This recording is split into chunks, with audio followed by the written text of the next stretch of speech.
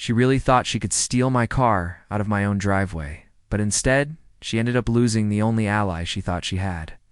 Smash that like button before a Karen calls a tow truck on your ride. Let me tell you exactly how it all went down, because trust me, you couldn't script this better if you tried.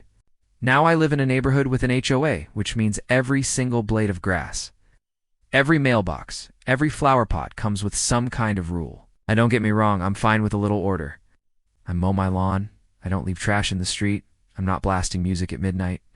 But according to my neighbor, the queen of the HOA, aka Karen herself, my one true crime was owning a car she didn't approve of.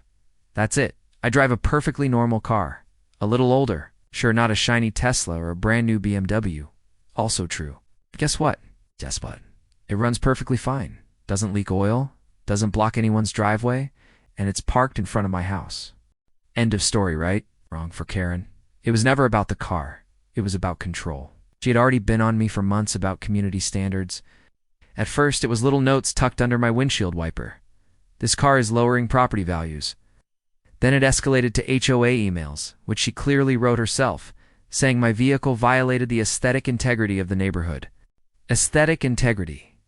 As if she was running the Louvre and ID parked a donkey cart outside. Even went to the HOA meeting and asked them straight up, show me the rule that says I can park my car in front of my own home. And nothing. A couple of the board members even rolled their eyes at her, like they were sick of her nonsense too. But Karen doesn't lose. At least, not gracefully. One Saturday morning, I was enjoying my coffee, you know? That perfect weekend ritual where you're in your pajamas. Sun hitting just right, world peaceful, when I hear this loud metallic rumble. At first, I thought it was construction. Then I heard the clank of chains. I peeked through the blinds, and there it was. A massive tow truck backing up to my car, hook already lowering down. And who's standing there, arms crossed, smug little grin plastered on her face? Karen. She looked like she'd just declared martial law on one. I threw on my shoes, stormed outside, and asked the driver what in the world he was doing. He told me got a call from the HOA representative, said this vehicle is abandoned and needs to be removed. Abandoned. My car, the same car I'd literally driven home the night before? I looked at him, then at Karen, then back at him, and said, Sir, I'm the owner. This car is legally parked on my property line, and if you touch it, you're committing theft. He hesitated because clearly this wasn't adding up. That's when Karen piped in, yelling, don't listen to him. I'm on the board. I have authority. This car's been sitting here for weeks. Weeks, lady. I took it to the grocery store yesterday. I pointed straight to my security camera on the porch. See that? Been recording this whole time. If you hook that car, you're on camera committing a crime. The driver froze. Karen, meanwhile, doubled down. You're not even supposed to park here. This neighborhood has standards. I fired back. Yeah, standards that don't exist in any bylaw you've ever shown me. By now, a couple of neighbors had wandered outside, curious about the circus happening in front of my house. One guy even had his phone out, recording.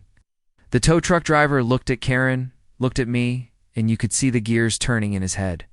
Finally, he shook his head, unhooked the chain, and said, Lady, I'm not risking my license for this. It's the owner. This car is fine. You lied to me. Karen turned, beet red, and started screaming at him, calling him lazy and incompetent and unprofessional. That's when this man, this absolute legend, turned to her and said, Ma'am, you're not my boss, and you clearly don't know the law. Find someone else to do your dirty work. Then he climbed back in his truck, slammed the door, and peeled off down the street, leaving Karen shrieking on the sidewalk like a toddler denied a lollipop. And let me tell you, the show wasn't over, because the neighbors who had gathered, they'd heard everything. By that evening, our neighborhood group chat was lit up with screenshots of Karen's past official notices. Turns out, she'd been faking HOA authority for months, claiming she was acting on behalf of the board, threatening fines that weren't real. Bossing people around like she was queen of the cul-de-sac. The tow truck stunt was just her latest power grab, and it finally blew up in her face. At the next board meeting, people came with receipts, videos, screenshots, even testimony from the tow truck company saying she'd lied about being an HOA officer. The board had no choice. They removed her from the committee she worshipped. The aftermath, pure bliss. Karen avoided me like the plague. Every time she walked past my house, she'd do this little head tilt, glaring at my car like it had personally betrayed her. Meanwhile, I made a little ritual of washing it on Saturdays, right when she could see, just to make it gleam, like, "Hey Karen, still here?